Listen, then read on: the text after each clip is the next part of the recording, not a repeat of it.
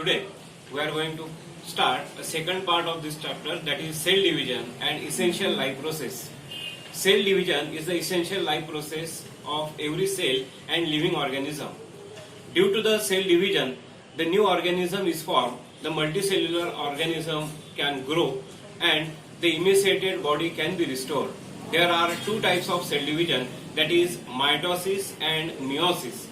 The mitosis cell division takes place in stem cells and meiosis cell division takes place in germ cells. Before starting the cell division, we should know the structure of the cell. We know that at the center of the cell, nucleus is present. Inside this nucleus, the DNA or chromosomes are present. Nucleus control all the cell activities. Then the different cell organelles such as endoplasmic reticulum, Golgi bodies, vacuoles, plastids, these are present in cytoplasm.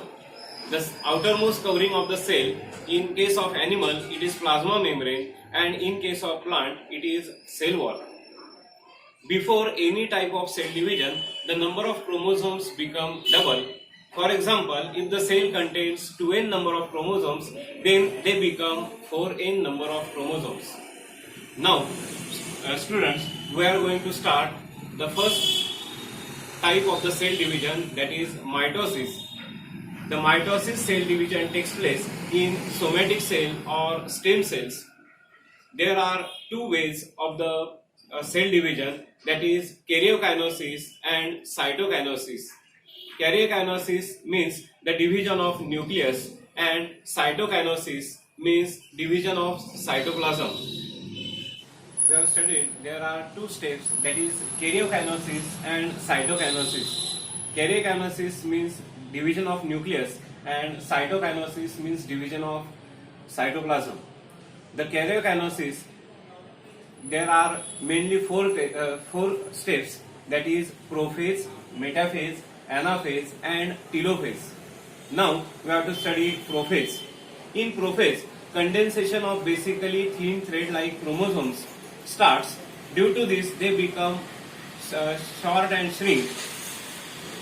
Centriole gets duplicate and nuclear membrane and nucleus start to disappear. The second step is metaphase. In this metaphase, the nuclear membrane completely disappear. The chromosomes complete their condensation and become clearly visible.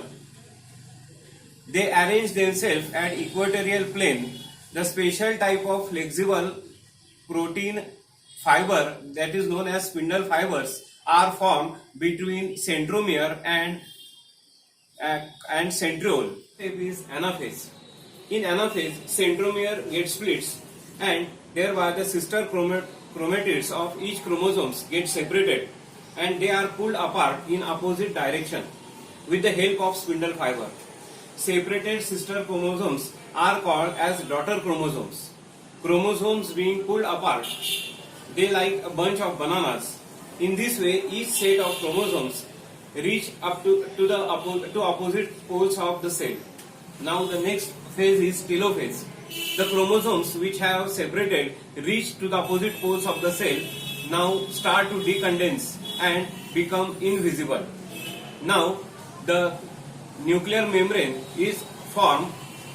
Each set of chromosomes reach at the poles. The two daughter nuclei are formed in a cell. Nucleus also appear. In each daughter nucleus, spindle fibers completely disappear. In this way, the karyokinesis steps gets completed. Now, the next step is cytokinosis. The cytoplasm gets divided. In this step, the two new cells are formed, which are called as the daughter cells. In this process, a notch is formed at the equatorial plane of the cell, which gets deepens gradually, and thereby two new cells are formed. In case of plants, instead of notch, the cell plate is formed. In this way, from one cell, there are two new cells are formed, and in this way, the mitosis cell division takes place. Because of the mitosis, the essential for growth of the body, it is necessary for the restoration of emaciated body and the formation of blood cells. Study the second type of the cell division, that is meiosis.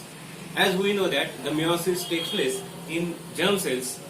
Because of the meiosis, there is a formation of spores or gametes are formed. The meiosis takes place in two steps, that is prophase first and prophase second.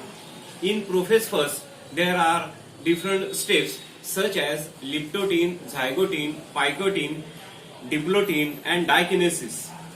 Meiosis completed through two stages. The first stage, that is meiosis first and meiosis second.